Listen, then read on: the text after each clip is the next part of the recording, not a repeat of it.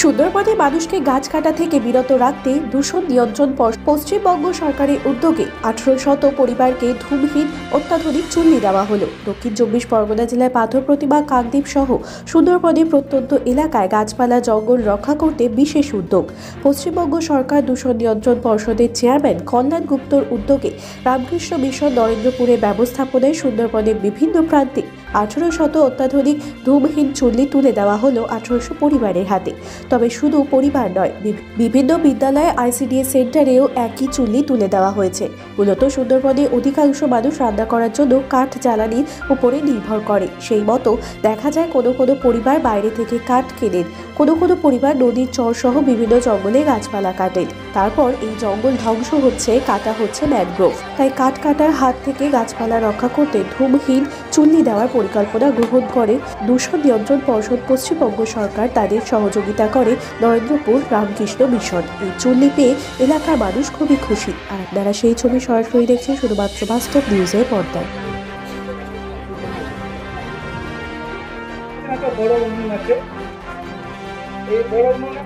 এটা আস্তে আস্তে সংগ্রহ করছে, এটা একটা স্যাম্পল হিসাবে আপনাদের দেখানোর জন্য আনা হয়েছে। বাদ বাকিটা আমাদের স্টকে আছে, ওখান থেকে দিয়ে দেওয়া হবে। এইখানেই আছে। ঢুকে অল্প যদি প্রথমবার জ্বালাবার জন্য একবার ধরে গেল, একটু আগুন হয়ে গেল, গরম হয়ে গেল, তারপর অটোমেটিক আপনাদের অন্যান্য যেটা আপনারা মাটির চুলো বা যা চুলো আপনারা তৈরি করেন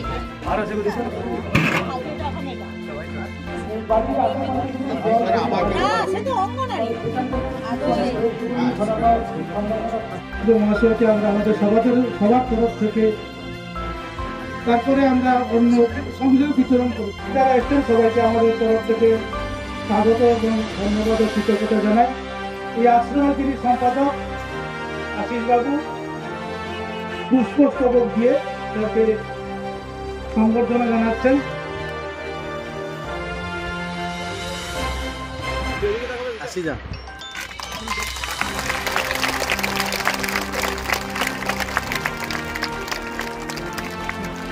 আমাদের রামকৃষ্ণ লোকশিক্ষা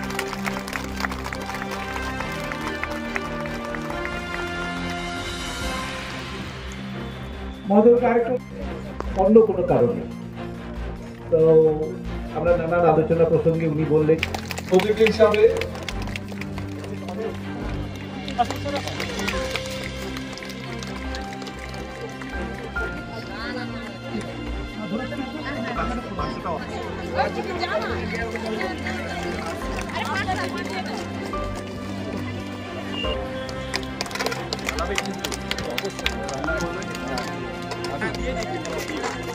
দুটো কথা আছে।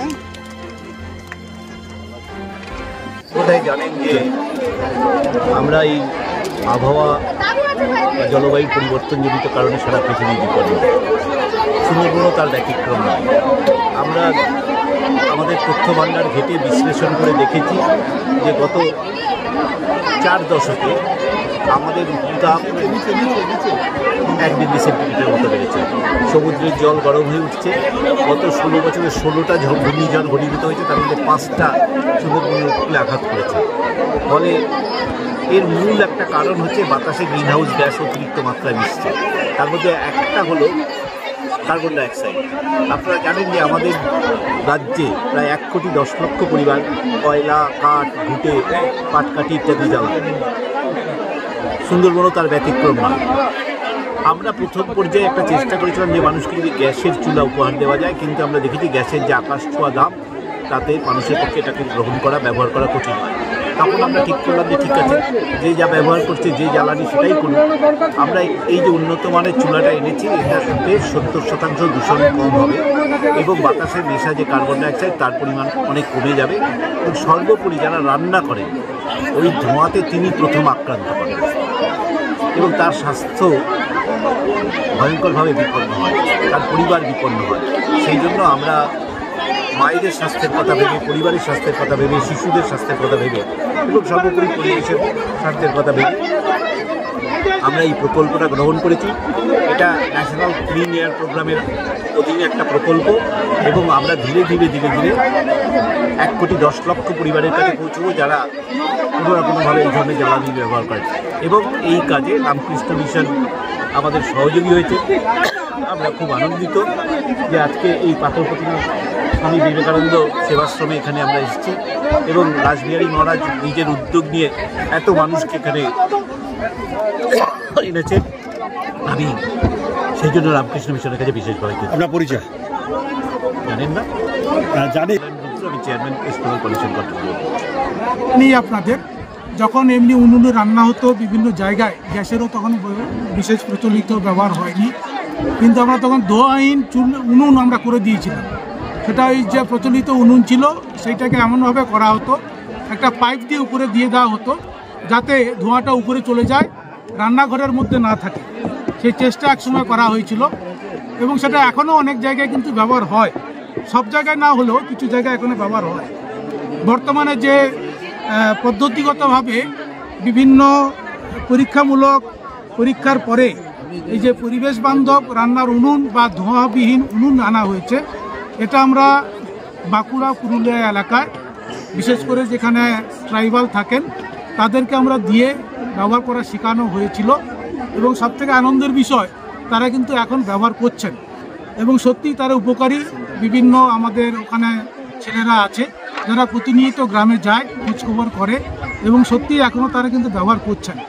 তারপর থেকে সাধারণত একটা জঙ্গল লাগোয়া, অর্থাৎ যেখানে কাঠ বেশি ব্যবহার হয়, লোকেরা খুব জঙ্গল থেকে কাঠ কেটে নিয়ে আসেন, সেইটা যাতে কম কাটা হয় এবং গাছ যাতে বেঁচে থাকে সেই জন্যই পশ্চিমবঙ্গ দূষণ নিয়ন্ত্রণ পর্ষদ এটা আমাদের সহযোগিতা করছেন। ওনাদেরই উদ্যোগ, আমরা শুধু সহযোগিতা করেছি। যেহেতু আমাদের গ্রামাঞ্চলে আমাদের পরিকাঠামো আছে, আপনারা জানেন রামকৃষ্ণ মিশন লোকশিক্ষা পরিষদ নরেন্দ্রপুর দীর্ঘদিন ধরে গ্রাম উন্নয়নমূলক কাজকর্ম করে আসছে এবং সবই গ্রামের উন্নয়নের জন্য। বর্তমানে আমরা কিছুদিন আগে মাননীয় ডক্টর কল্যাণ রুদ্র মহাশয়ের সঙ্গে দেখা করতে গেছিলাম অন্য বিভিন্ন কারণে। তখন উনি প্রস্তাব দিয়েছিলেন, মহারাজ আমার একটু একটা ব্যাপার আছে যেটা আমরা একটু করতে চাই গ্রামের দিকে কাজ, যেখানে মায়েরা এখনও এই উনুনে ব্যবহার করছেন।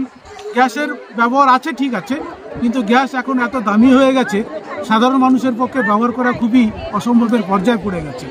সেই জন্য আপনি যদি একটু কত দেওয়া হচ্ছে আজকের দিনে প্রায় ধরুন প্রায় 1800 মতো দেওয়া হবে। এটা এখানে দক্ষিণ শিবগঞ্জ এবং ভাগবতপুর এলাকায় প্রায় 1058 জনকে দেওয়া হবে, 58টা পরিবারকে, জন নয়, এটা পরিবার ভিত্তিক। এবং এখানে আমরা প্রায় 22টি ICDS এবং প্রাইমারি স্কুলে দেওয়া হবে। এরপরে আমরা গোবিন্দরামপুর যাব, যেটা কাকদ্বীপ এলাকার মধ্যে পড়ে, ঋষি বঙ্কিমচন্দ্র গ্রাম পঞ্চায়েত, সেখানেও প্রায় এরকম 250 জনের মতো দেওয়া হবে। আপনার পরিচয়? আমি রামকৃষ্ণ মিশন লোকশিক্ষা পরিষদ রামকৃষ্ণ মিশন আশ্রম নরেন্দ্রপুর সেখানকার একজন সন্ন্যাসী। বর্তমানে আমি এই গ্রাম উন্নয়নমূলক কার্য কিছুটা দেখাশোনা করি আশ্রমের নামটা। আমার নাম স্বামী শিব ভাবানন্দ, রামকৃষ্ণ মিশন আশ্রম নরেন্দ্রপুর। সেটা হচ্ছে কি পরিবেশ বান্ধব একটা উনুন, যেটাকে ধূম্র অল্প হবে এরকম একটা ভেবে আমাদের স্কুলের স্বার্থে, বাচ্চাদের স্বার্থে, পরিবেশের স্বার্থে আমরা দেখছি যে এটা খুব উপকার আসবে একটা। কারণ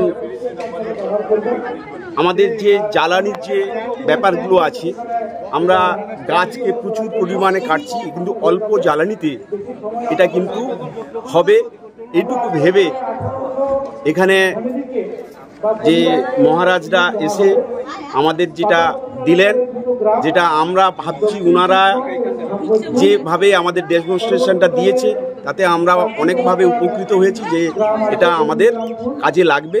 এবং দেখা যাচ্ছে যে ডোমেস্টিক হিসাবে যেগুলোকে দেওয়া হয়েছে তাতেও দেখছি যে কিছু কিছু বাড়ির সেগুলো উপকারে লাগবে, এগুলো অনেক কাজে লাগবে। কাজে লাগবে।